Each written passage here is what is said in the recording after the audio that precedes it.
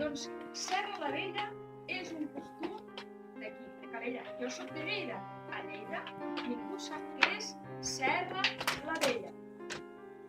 Veureu, ara estem en temps de Quaresma. Antigament, Quaresma vol dir 40. Antigament era un temps de dijuni, de menjar molt poc i no menjaven gens de carn. Menjaven verdures i de tant en tant un peix. Sabeu que la vella Quaresma porta un bacallà? Ah, ara el bacallà és molt car, però antigament era molt barat. Era un bacallà salat i per això, com que era molt barat, es menjava per la Quaresma. Doncs hem dit que Quaresma vol dir 40. I durant aquests 40 dies que venien després del Carnestoltes. El Carnestoltes era un temps que tothom menjava molt, bevia molt. Diuen que el Carnestoltes i la Quaresma, la vella Quaresma, es van barallar i van lluitar i al final va guanyar la vella Quaresma. Però no sé si sabeu que antigament no es menjava cada dia carn. Antigament no es tenia tant de menjar com ara. Es menjava pollastre un diumenge, però abans es menjava molt menys. I què passa? Això servia també per estalviar.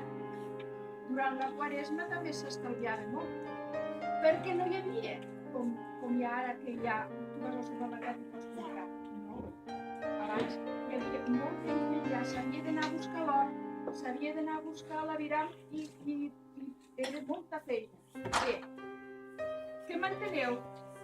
Sí? M'explico? Ara bé, va guanyar la vella Quaresma. I com que la Quaresma té 7 setmanes, van representar la vella Quaresma com una velleta amb 7 cames. Però cuidado, els nens se les van pensar i van dir ara no podem menjar llaminadures.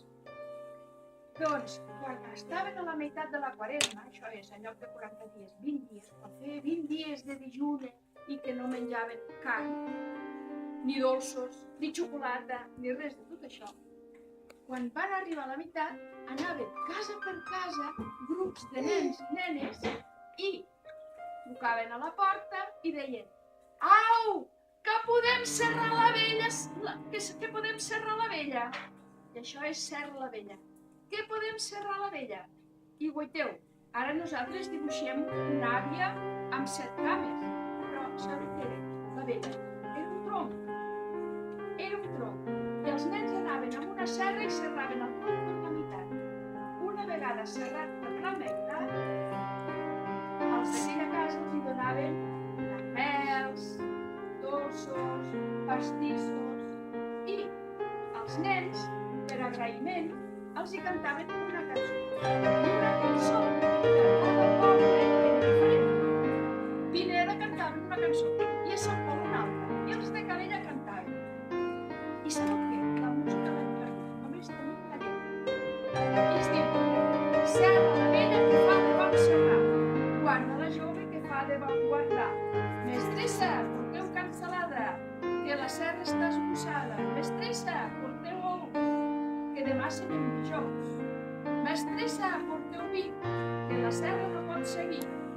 4 de pans, 4 de vins, 4 de sang, de bon, doneu-me la paga que serà prou». Llavors quan els donaven els caramels, els dolços, o a vegades panses, figues. Com és que tenim aquesta lletra? Perquè ara ningú la canta. La tenim gràcies a un avi que ens la va portar. I aquest avi es diu Francesc Graf. Va morir quan tenia 100 anys.